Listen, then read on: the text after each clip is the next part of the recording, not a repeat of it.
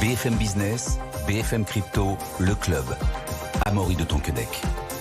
Bonjour à toutes et à tous. Si demain vous intéresse, vous êtes au bon endroit. Bienvenue dans le club BFM Crypto. Et aujourd'hui débute le procès de Sam Bankman-Fried, le fondateur de FTX. Procès qui devrait durer 21 jours, procès pénal, on en parle dans quelques instants. J'ai le plaisir d'accueillir aujourd'hui Valentin Demey, directeur des contenus chez Cryptost et CEO de Cube3. Bonjour Valentin. Bonjour Amaury. Artem Signakin, bonjour Artem. Bonjour Amaury. Cofondateur du média Hawk Invest. Beaucoup de choses à dire dans quelques instants sur SBF, sur les oracles, sur les ETF Ethereum Spot. Mais d'abord, un tour sur le marché crypto avec Xavier Fenot. Bonjour Xavier. Tu es associé chez Interactive Trading et Xavier, c'est difficile de lire le marché crypto aujourd'hui parce que hier, le Bitcoin prenait plus de 4% et depuis hier soir, il en perd presque 3 et est désormais autour des 27 500 $. Xavier, comment l'expliquer ? C'est vrai que c'est un peu les portes de saloon. Alors déjà, on va noter le sursaut d'orgueil en fait du marché des cryptos qu'on a eu ce week-end, lié à 3 éléments. Déjà, l'absence de vendeurs, en fait, je pense que ceux qui voulaient quitter le navire l'ont déjà fait, moins de volume, qui a entraîné, on l'avait vu, en fait, une surperformance du marché des cryptos vis-à-vis des marchés traditionnels. Deux, c'est d'un point de vue technique, on a une dalle de béton qui a été constituée sous les pieds tout au long du mois de septembre, les 25 000 $ sur le Bitcoin. On peut aussi voir les 1 500 $ sur l'Ether. Et enfin, avant le week-end, on avait eu la petite bonne nouvelle d'un indice d'inflation aux États-Unis légèrement meilleur que prévu. Et tout ça réuni, en fait, ça nous a donné ce week-end 5% de hausse, notamment sur le Bitcoin. Alors c'est très bien, sauf que on est toujours confronté en fait à cette hausse du dollar américain qui ne s'arrête plus. On a des taux à 10 ans aux États-Unis qui sont au plus haut depuis 2007. Et tout ça, en fait, met toujours la pression sur les actifs risqués. On voit très bien sur les marchés traditionnels et aussi sur le Bitcoin qui n'arrive finalement pas, tu l'as dit, à tenir le rythme, en fait, plus de 2 jours d'affilée. On repère encore 4% hier sur le Bitcoin depuis les plus hauts. Et s'il n'y a pas, en fait, de détente côté anticipation d'arrêt de la hausse des taux de la Fed et des banques centrales en général, il y aura toujours des pressions baissières sur Bitcoin qui reviendront, comme on l'a vu hier, même si Bitcoin fait partie dans le marché des cryptos de ceux qui s'en sortent le mieux avec toujours 50% de dominance. Donc c'est vrai que c'est très facile dans ce marché de se prendre, donc, ce que je disais, des portes de saloon. On achète les accélérations haussières, tout de suite ça retombe, on se fait peur, ça tente de repartir, etc. Donc voilà, je suis plutôt optimiste quand même toujours pour la fin de l'année, mais c'est vrai qu'à court terme méfiant parce qu'après un mois de septembre qui a été plutôt sous le signe de l'apaisement, de construction de gros niveaux sous les pieds, ce qui est très bien pour la suite, le marché crypto s'est peut-être un peu emballé tout seul en ce début du mois d'octobre. Donc déjà la priorité sur Bitcoin avant de relancer, c'est déjà de tenir les 27 000 $. Précédente résistance qui devra faire office de support. Et si on a apaisement sur les taux, sur le dollar, on repassera les 28 000, 28 100 $. Et là, direction 30 000 $, pourquoi pas d'ici de la fin d'année comme cadeau de Noël. Mais c'est vrai que ça va être encore semé d'embûches et ça, c'est une certitude. Ouais, je crois que Noël, c'est pas tout de suite, Xavier. Enfin, en tout cas, si ça peut venir avant, on verra, on l'espère. En tout cas, merci beaucoup, Xavier Fenot, associé chez Interactive Trading. Bonne journée, Xavier. On parlera dans quelques instants du lancement aux États-Unis des premières ETF Ethereum futures. Mais d'abord, un point sur le procès qui s'ouvre aujourd'hui, le procès de SBF. Sam Bankman-Fried, Valentin, fondateur de FTX, procès qui va durer 21 jours, procès pénal. Qu'est-ce qui se passe aujourd'hui Valentin? Oui, effectivement, c'est ce procès qu'on attend depuis tellement longtemps. Je me rappelle encore avoir raconté les tout premiers instants de cet effondrement en novembre de l'année dernière sur ce plateau. C'était assez spectaculaire, assez terrifiant même, très clairement, pour l'écosystème des cryptos, puisque on estime entre 30 et 40 milliards de dollars la somme perdue par l'entièreté des filiales de Sam Bankman-Fried, FTX, en tête de proue, cette plateforme qui était à ce moment-là, encore en début novembre 2022, la première ou la deuxième, ça dépendait des moments, souvent la deuxième plus grosse plateforme d'échange de crypto-monnaies au monde, juste derrière Binance.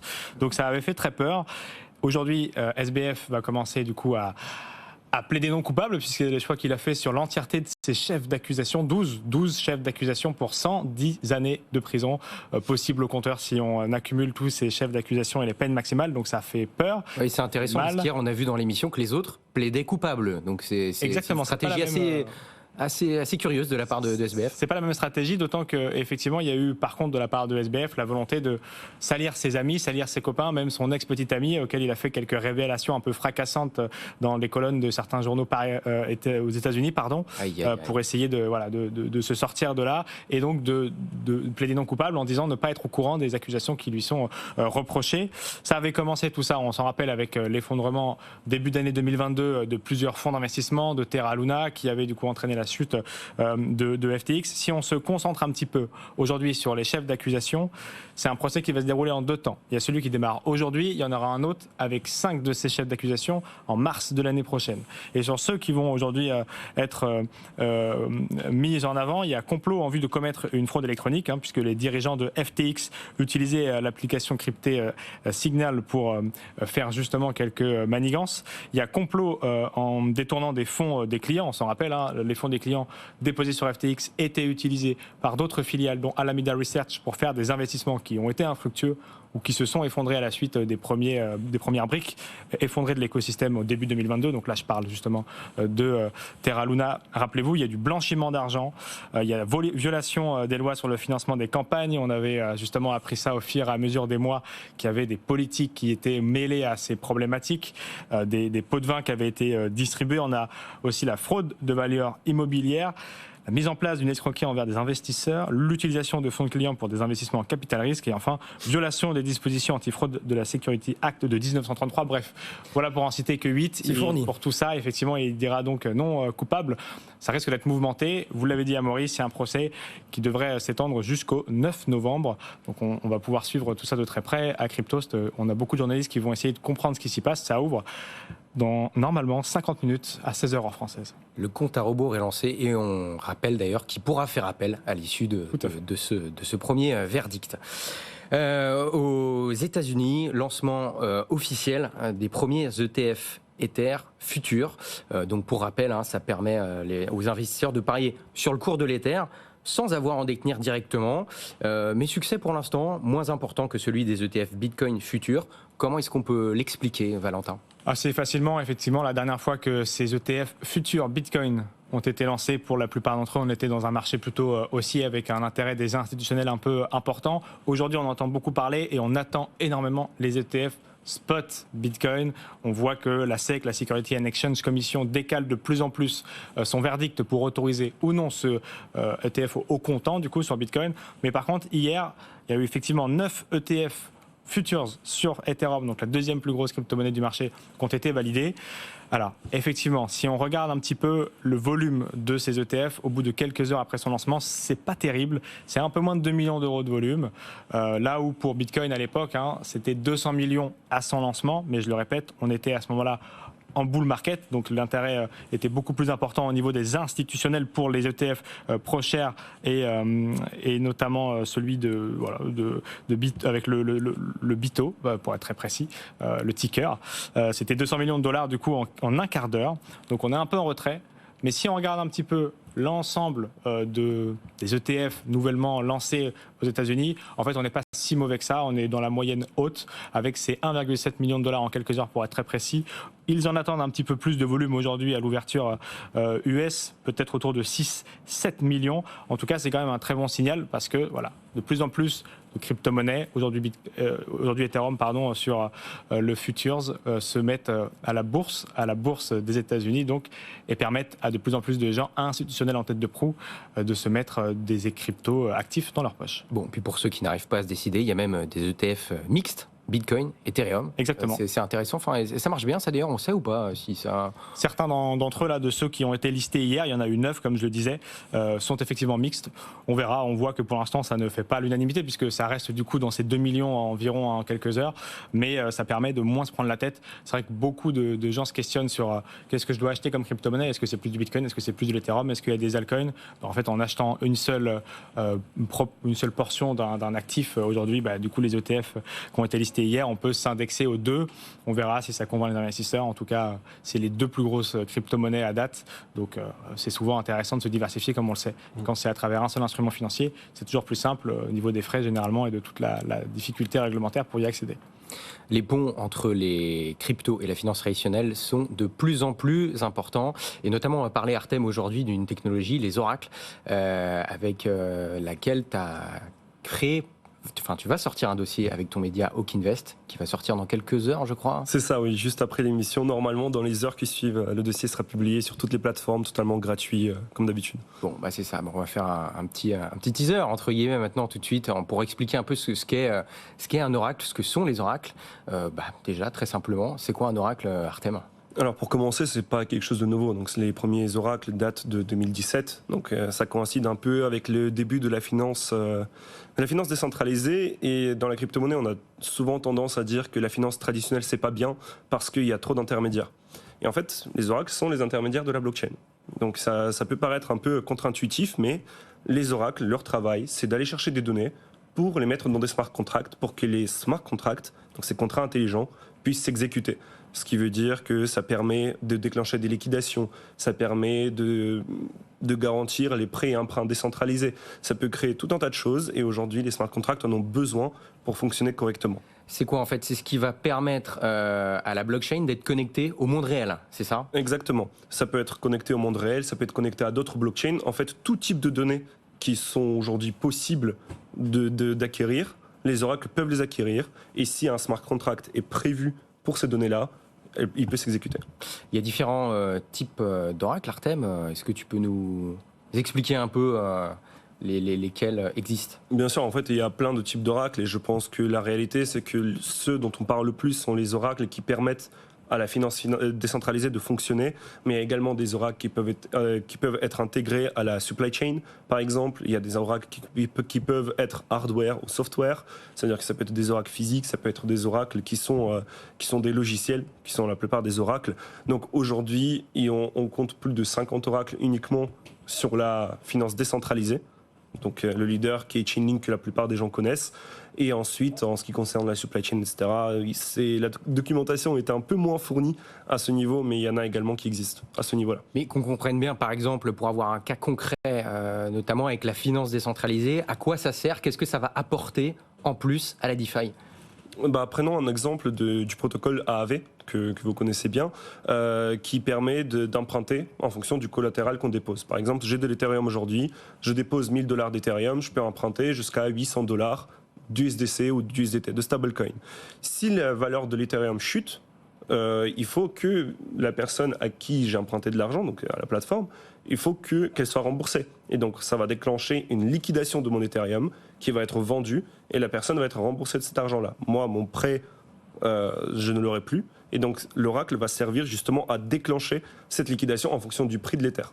L'oracle, en fait, va suivre le prix de l'Ether dans ce cas-là. C'est ça. Et en fonction du prix de l'Ether, c'est le pont qu'il va y avoir entre la blockchain en elle-même, enfin en tout cas le protocole du DeFi AAV dans cet exemple-là, et le prix de l'Ether, le cours du marché de l'Ethereum. C'est ça, en fait, l'oracle va envoyer en continu le prix de l'Ether à AAV. Si à un moment, le prix de l'Ether passe en dessous du prix de liquidation, à ce moment-là, l'Ethereum est liquidé au profit des personnes qui ont déposé de l'argent dessus. Tu as un autre exemple, par exemple, dans le domaine de la supply chain ? On peut prendre un exemple assez simple. Imaginons aujourd'hui, vous avez un camion qui transporte des produits congelés. Il faut qu'il y ait une certaine température qui soit respectée sur toute la durée du trajet. Si par exemple cette température passe au-dessus de la température qui est autorisée, l'oracle va le détecter, va l'envoyer le signal sur la blockchain, ce qui fait qu'en fait on ne peut pas frauder, on ne peut pas prétendre que cet événement n'est pas arrivé. Comme ça, on peut contrôler un peu mieux le transport de ces biens-là et on peut même le communiquer directement au consommateur derrière pour assurer de la qualité du produit que l'on présente. Bon, donc on voit, voilà, pour résumer, que c'est vraiment indispensable pour que les blockchains, en tout cas les protocoles, puissent être connectés au monde réel, ou pas forcément, ça peut être plein de choses. On a vu que ça peut être connecté à des cours d'autres crypto-monnaies. Est-ce que tous les protocoles se servent d'Oracle aujourd'hui ? Non, alors non, pas tous les protocoles se servent. Aujourd'hui, on a quelques exceptions. Il faut noter cependant que ces exceptions-là ne sont pas aussi utilisées que les solutions avec les oracles, tout simplement parce que pour la plupart du temps, c'est du peer-to-peer. Ça veut dire d'une personne à une autre. Ça veut dire que les conditions pour les prêts emprunts sont différentes. Que ça veut dire que, en fait, c'est les deux personnes-là qui doivent se mettre d'accord sur, par exemple, leurs prêts et emprunts décentralisés. Pour le coup, c'est beaucoup moins facile que la DeFi qu'on connaît aujourd'hui et qu'on utilise tous les jours. Aujourd'hui, il existe quelques protocoles, mais leur valeur dans l'écosystème est beaucoup moins significative que les protocoles qui utilisent les oracles. Donc on voit en fait que c'est vraiment une pièce maîtresse de la finance décentralisée. Mais un oracle, pour qu'on comprenne bien, il peut exister par lui-même ou alors c'est à chaque fois un projet qui va aider d'autres projets à fonctionner? Alors généralement, un projet peut sortir son propre oracle pour lui-même. Donc il n'a pas besoin d'interagir avec les autres protocoles.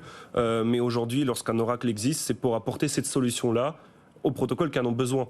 Donc au final, lorsqu'un oracle est créé, il a un but précis et le but peut varier en fonction des besoins des différents protocoles. Il y a des tokens d'oracle qui existent. Est-ce qu'ils ont une utilité réelle ou alors c'est purement spéculatif? Je parle plutôt déjà pour les particuliers. Pour les particuliers, je pense que ça révèle beaucoup de la spéculation. Dans tous les cas, aujourd'hui, lorsqu'on investit sur un actif, on s'attend à ce que son prix monte. Donc on peut parler de la spéculation. De l'autre côté, on peut parler également de la gouvernance sur le protocole. Il y a certains protocoles qui permettent, si une personne détient leur token, de voter sur l'avenir du protocole, sur les actifs qui sont intégrés, etc. etc.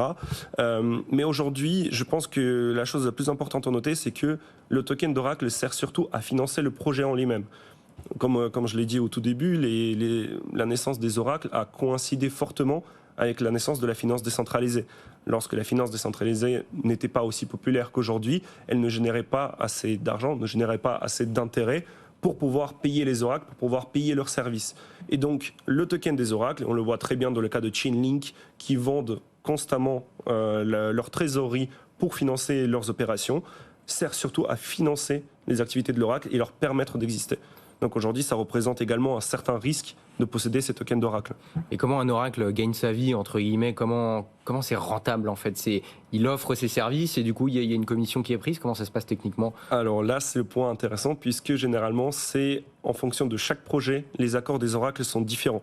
Ça peut être en fonction des besoins du projet, ça peut être en fonction de l'ancienneté du projet, ça peut être en fonction de ce que le projet peut apporter à l'oracle en retour, que ce soit en termes de données, en termes de tokens, etc. Et on voit également des oracles qui se lancent et qui proposent même aux projets qui ne génèrent pas du tout d'argent aujourd'hui. C'est notamment le cas de Chainlink, le plus grand oracle aujourd'hui, qui approche les petits projets, qui dit aujourd'hui, si vous me donnez 3 à 7% de la totalité de vos tokens, vous pouvez utiliser mes services. Donc ensuite, c'est à chacun de voir si ils veulent passer par Chainlink, si c'est trop, pas assez.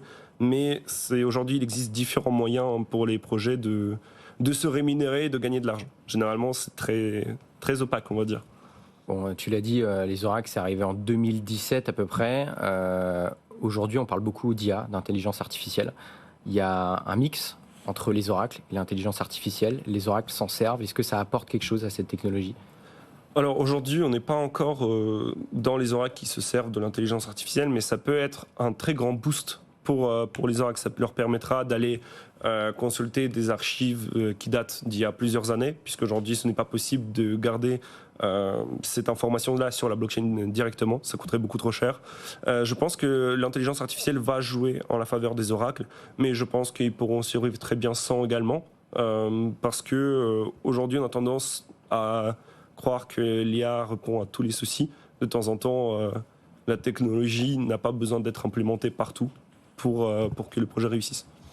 Je le prononce à la française, comme on dit, mais il y a aussi l'IoT, l'Internet of Things. C'est les objets connectés qui communiquent entre eux. Mm-hmm. Est-ce que les oracles travaillent avec ça? Est-ce que ça apporte quelque chose à cette technologie-là aussi?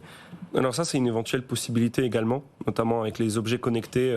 Par exemple, si vous vous mettez à trader à effet de levier, ce qu'on ne conseille pas ici, bien évidemment, et vous avez envie de recevoir une alerte chez vous lorsque vous vous approchez de votre liquidation parce que vous avez parié sur une mauvaise crypto-monnaie, vous pouvez par exemple dire à votre Alexa de se déclencher et de mettre un signal d'alarme grâce à l'oracle qui va lui envoyer ce signal. Donc ça, c'est quelque chose qui est totalement possible.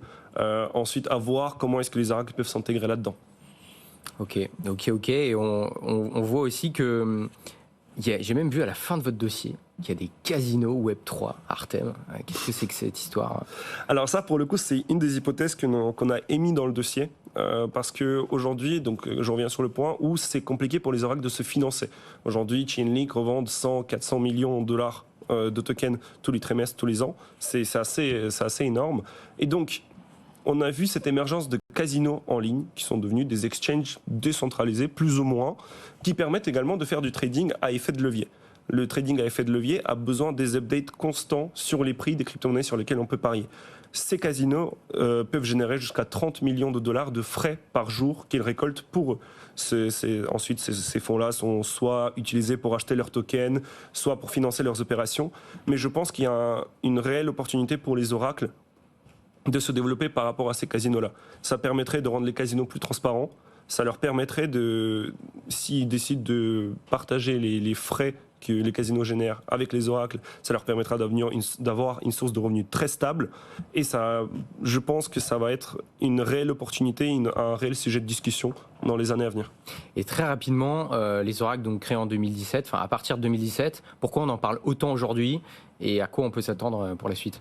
Juste avant de venir, j'ai vu un rapport du FMI qui disait que les crypto-monnaies représentent une menace et doivent absolument être régulées car elles pourraient créer un système financier alternatif. Et je pense qu'au final, c'est la plus belle chose qu'on puisse dire des crypto-monnaies aujourd'hui, puisque d'habitude, on les classe comme des moyens de blanchiment d'argent ou comme des moyens de financer le terrorisme ou je ne sais quelle autre bêtise on peut attribuer aux crypto-monnaies. Aujourd'hui, on voit que les crypto-monnaies et le monde réel sont de plus en plus entremêlés.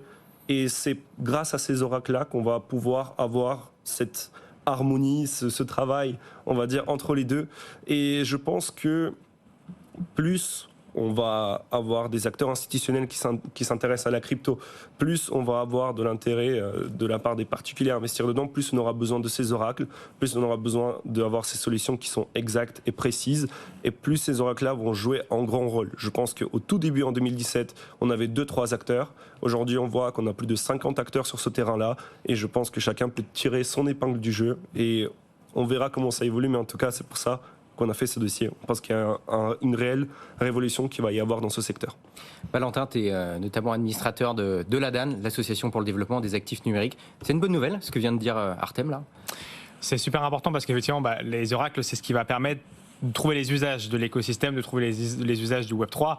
On a parlé beaucoup aussi de Real World Assets, donc les actifs de la vie réelle, c'est-à-dire tokeniser de l'immobilier, tokeniser des actifs financiers traditionnels. Pour ça, il faudra évidemment être au courant de ce qui se cache dans les prix de la vie réelle pour les mettre sur blockchain et assurer du coup une continuité et une utilité réelle. Ça devrait représenter 50 milliards de dollars, ces parties Real World Assets, dans les 2 prochaines années. Donc si les oracles sont solides, on pourra être à la hauteur. S'il y a quelques failles, on aura de graves dangers. Donc c'est important de s'y concentrer à date. Et ça d'ailleurs, je pense que c'est super important parce que l'Union européenne reconnaît l'existence des oracles. Et normalement, dans MiCA 2, on va avoir ça. On a une personne qui est très talentueuse qui s'appelle Enguerrand Denoël, qui a écrit toute cette partie-là du dossier et qui a expliqué qu'aujourd'hui, en Europe, on reconnaît les oracles, on reconnaît leur importance et qu'ils devront être régulés pratiquement au même titre que la finance décentralisée. Donc on verra également comment ce challenge-là évolue aussi. Ce fantôme MiCA 2. Très rapidement, en moins d'une minute, on a appris aujourd'hui une bonne nouvelle pour l'administration française. On a appris que l'AMF, l'autorité des marchés financiers, Valentin, prévoit de dédier 5 effectifs à la finance numérique et durable. Bientôt, les dossiers PSAN seront traités plus vite ? Ça, c'est effectivement la grande question que l'écosystème se pose. Ça fait des années justement que l'ADAN pousse dans ce sens. Et on a vu que, effectivement, dans le cadre du PLF, donc, qui sera discuté le 10 octobre prochain, on devrait avoir 5 équivalents effectifs en plus, 5 ETP qui seront alloués à la finance décentralisée et à la finance durable. On espère au moins 3 effectifs supplémentaires dans les rangs de l'AMF pour traiter de la finance justement numérique, pour être à la hauteur de tous les dossiers de l'enregistrement renforcé qui sont en train de s'empiler sur le bureau de l'AMF et surtout en prévision de MiCA, le règlement européen qui arrive en 2024. Donc ce sera super important qu'on ait justement énormément de personnes en plus dans le cadre de ce traitement de dossier pour que la France continue à être devant le peloton de l'ensemble des pays européens dans cette course au Web3. Si ça peut accélérer les choses, ça ne peut être qu'une bonne nouvelle. Merci beaucoup, messieurs, d'avoir été avec nous. Artem Signakin, cofondateur de OAK Invest, d'ailleurs avec votre dossier à retrouver sur les oracles dans quelques heures. Valentin Demey, CEO de Cube3 et directeur des contenus chez Cryptos. Merci d'avoir été avec nous. Merci, Amaury. On se retrouve demain dès 15h. Bonne journée, bonne soirée. À demain. BFM Business, BFM Crypto, le club.